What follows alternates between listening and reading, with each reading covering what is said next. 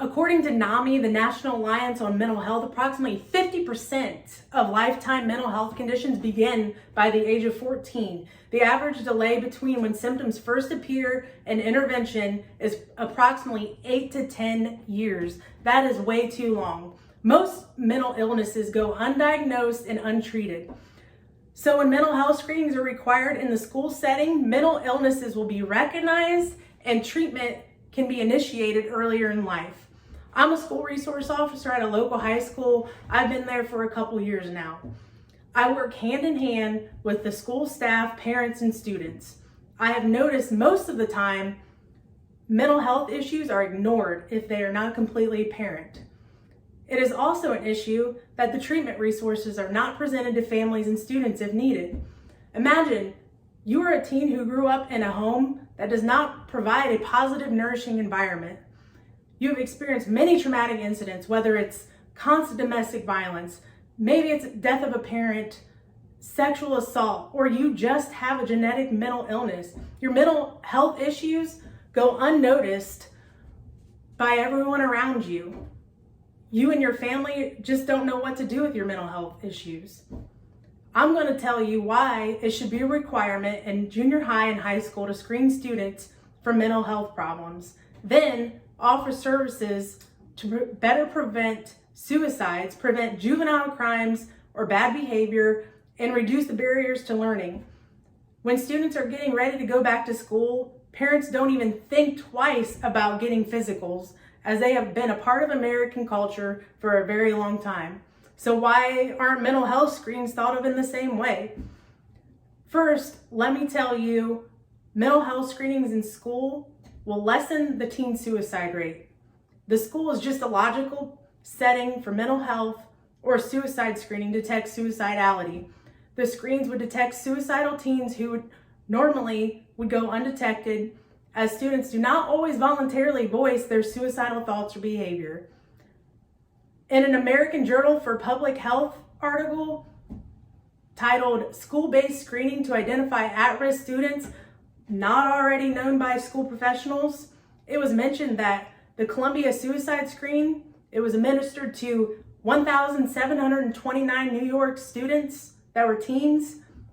It proved to identify students at risk of suicide. 34% of those students from all types of schools were identified as at risk when the school professionals would only identify 13% of them. This study allowed the schools and parents to get those identified students the support they needed when otherwise they wouldn't have. Another reason mental health screenings should be required in schools is so detected issues will lead to earlier treatment that will lessen major juvenile crimes. The Office of Juvenile Justice and Delinquency Prevention said 70% of the youth who were assessed at some point in the juvenile justice system were diagnosed with a mental health problem. Mental illness diagnoses increased as juveniles were processed further into the system. During the study, therapists offered a functional family therapy to at-risk teens, and it was found that the therapy resulted in a significant decline of violent crimes and felony crimes involving juveniles. But despite the frequency of mental health disorders among youth in the justice system, many will never receive services to meet their needs. But I believe conducting screens in schools will initiate the help they need. The last reason for mental health screenings and assessments in schools is to reduce barriers to learning.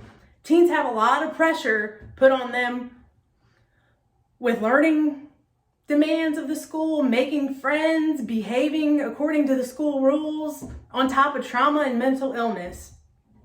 A lot of youth's mental illnesses go unnoticed if they are not assessed. The more youth that are assessed will result in more data to be collected to improve the youth mental health system in relation to education.